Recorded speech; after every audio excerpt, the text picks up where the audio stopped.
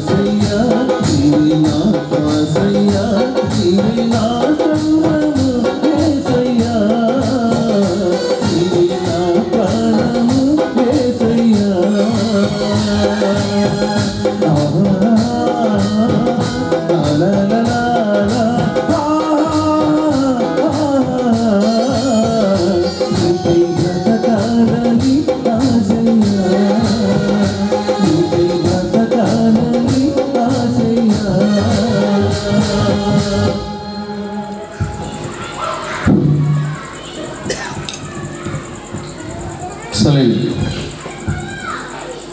మామయ్యని మేము 4వ తరగతి చదివేటప్పటి నుంచి చూస్తూ ఉంటాం. Same personality, same energy, same talent. మరి ఈ రోజున మావయ్య మ్యూజిక్లో పాట చిన్నప్పుడు చూస్తూ ఉండేవాళ్ళం. ఈరోజు మావయ్య మ్యూజిక్లోనే పాడుతూ ఉంది. ఈ సేమ్ చివరిగా ఒక పాట, చివరి పాట పాడుకొని మనం తర్వాత వాక్య భాగంలోకి వెళ్దాం. ఈ పాటను మరి నేను స్వయంగా రాసుకోవటం జరిగింది. మరి ఆ పాటను పాడుకుంది జీ మైనర్.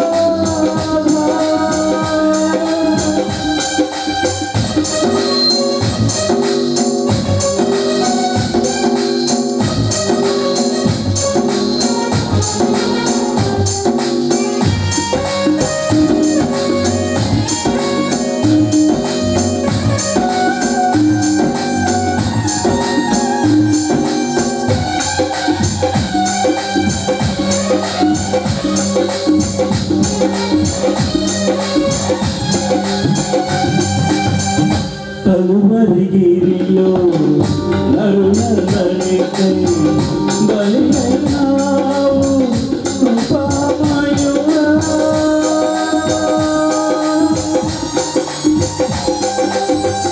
సిలువగానుపై రక్తము చిందించి మమ్ము రక్షించావు ప్రేమమయుడా.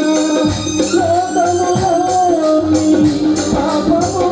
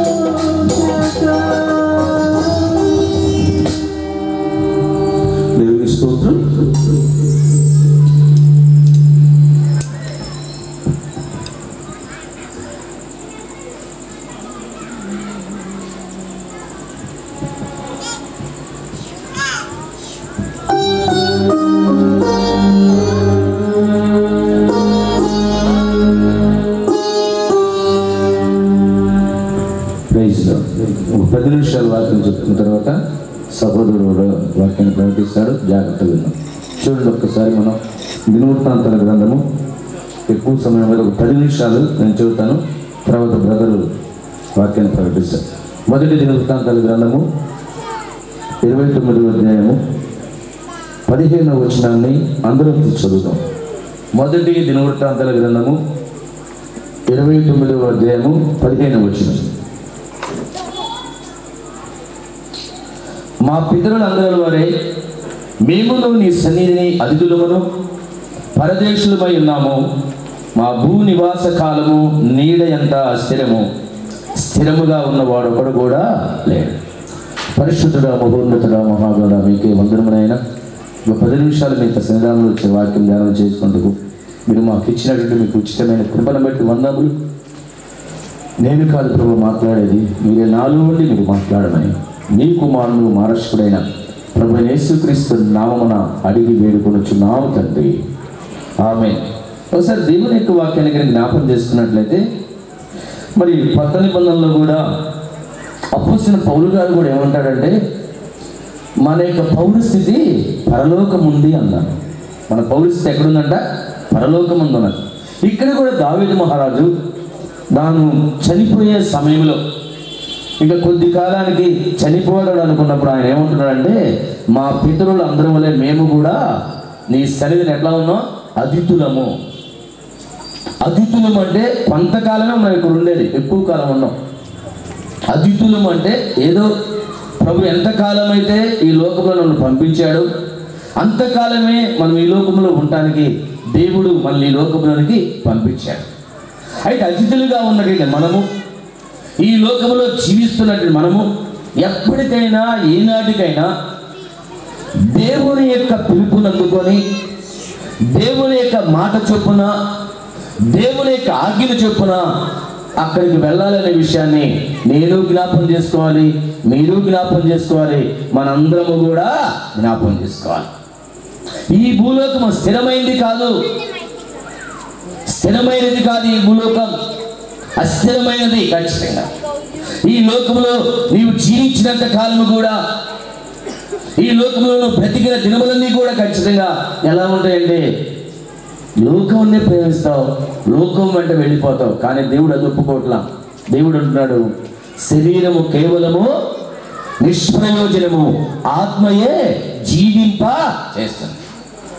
ఈ లోకంలో నువ్వు ఎంతకాలం జీవించావని కాదు, కానీ ఖచ్చితంగా ఆ బ్రతికిన కొద్ది సంవత్సరాలైనా మరి దేవునికి ఇష్టడుగా నువ్వు జీవించావా?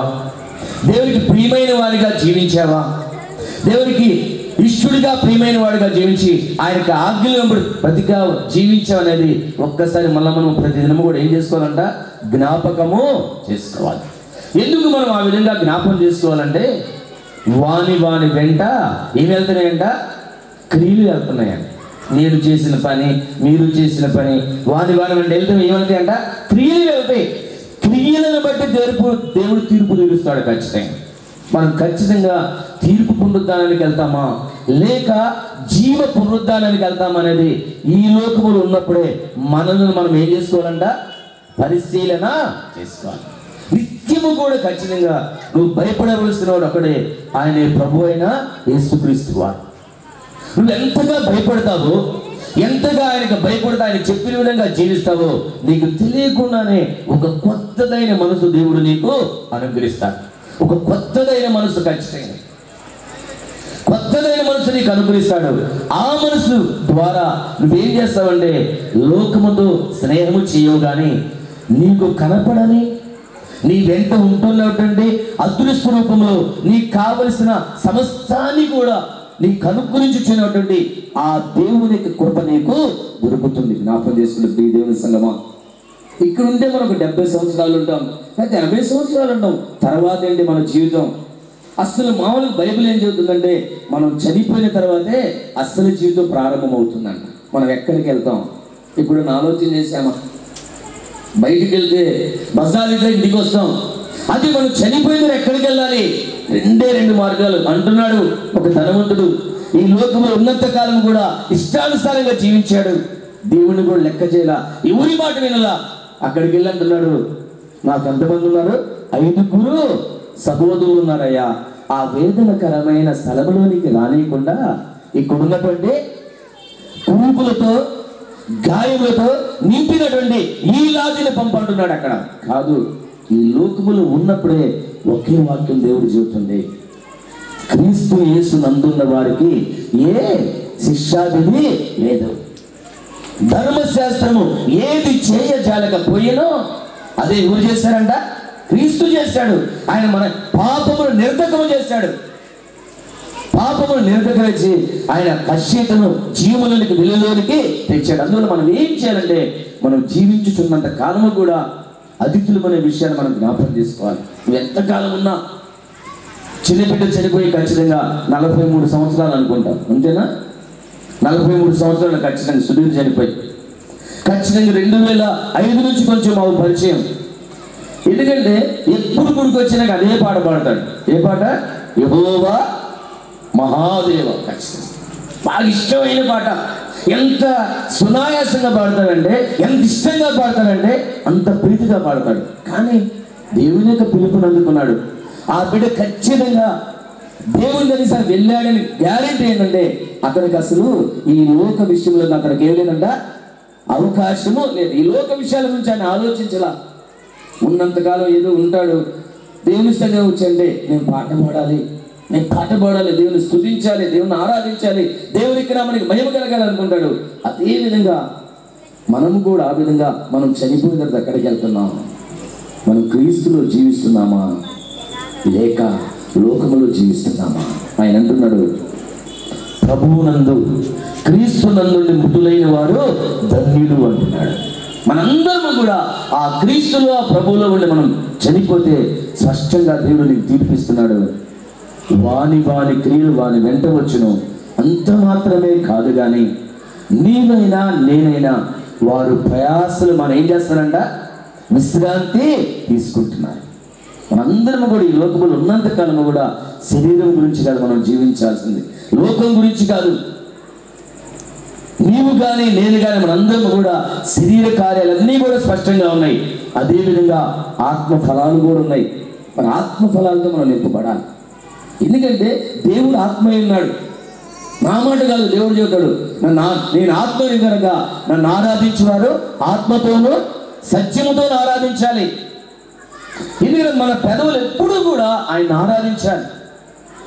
అందులో మనందరం కూడా ఈ లోకంలో జీవించినంత కాలం కూడా 70 లేకపోతే 80 లేకపోతే 100 సంవత్సరాలు. ఈ 70 కానీ 80 కానీ 100 సంవత్సరాలు క్రీస్తును హృదయంలో ఉంచావా, పక్కన పడేసావా? నీకు హృదయంలోనికి దేవుడు ఉన్నాడా? ఆయన అంటున్నాడు, క్రీస్తు ఎవడైనను క్రీస్తు నందున్న ఎడల వాడు ఎవరంట? నూతన సృష్టి, పాతవి గతించును, సమస్తము కూడా ఏమైనా మన జీవితం కొత్తగా మార్చబడాలని దేవుడు కోరుతున్నాడు. అంత తప్ప దేవుడు నీ నుంచి ఏది కోరట్లా. నీ ఆస్తి అక్కల్లా, నీ ఐశ్వర్యం అక్కల్లా, ఏమి అక్కల్లా, నువ్వు నా బిడ్డగా జీవిస్తే చాలు, నా బిడ్డగా జీవిస్తే చాలు. నీ కొరకు నేను స్థలములు సిద్ధపరచ వెళ్ళుచున్నాను. నేను ఎందుకు వెళ్తున్నాను? నీ కొరకు నేను ఒక ఆదరణకర్తను పంపిస్తున్నాను. సత్య స్వరూపే ఆత్మ మీ మీదకి వచ్చినప్పుడు మీరు ఏమవుతారంటే సర్వ సత్యములోనికి నడిపించబడతారు. అయితే ఆయన అంటున్నాడు, మీ కొరకు నేను ఆదరణకర్తను పంపిస్తున్నానయ్యా, ఆదరణకర్తను పంపిస్తున్నాను. ఆయనతో మీరు సహవాసం చేయండి, ఆయనతో మాట్లాడండి, ఆయన కృపను పొందండి. ఆయనకు రెక్కల నీడలో మీకేం జరుగుతుందంటే ఆశ్రయం ఉంటుంది. అప్పుడు ఖచ్చితంగా నేను ఎందుకు వెళ్ళానంటే నేను ఊరికి వెళ్ళట్లా, నేను మిమ్మల్ని విడిచిపెట్టి వెళ్ళడం నాకు కూడా కష్టమే. ఎందుకంటే నేను కూడా దగ్గర 33 సంవత్సరాలు ఎట్లా ఉన్నాను? శరీరంలో ఉన్నాను. ఎన్ని సంవత్సరాలండి? 33 సంవత్సరాలు శరీరంలో ఉన్నాను. ఆ ప్రేమ విలువ తెలుసు, అటువంటి ఆప్యాయత తెలుసు. కానీ ఎందుకు వెళుతున్నానంటే శరీరము కాదు మనకు కావాల్సింది. ఏం కావాలంట? శరీరము కేవలము నిష్ప్రయోజనము, ఆత్మయే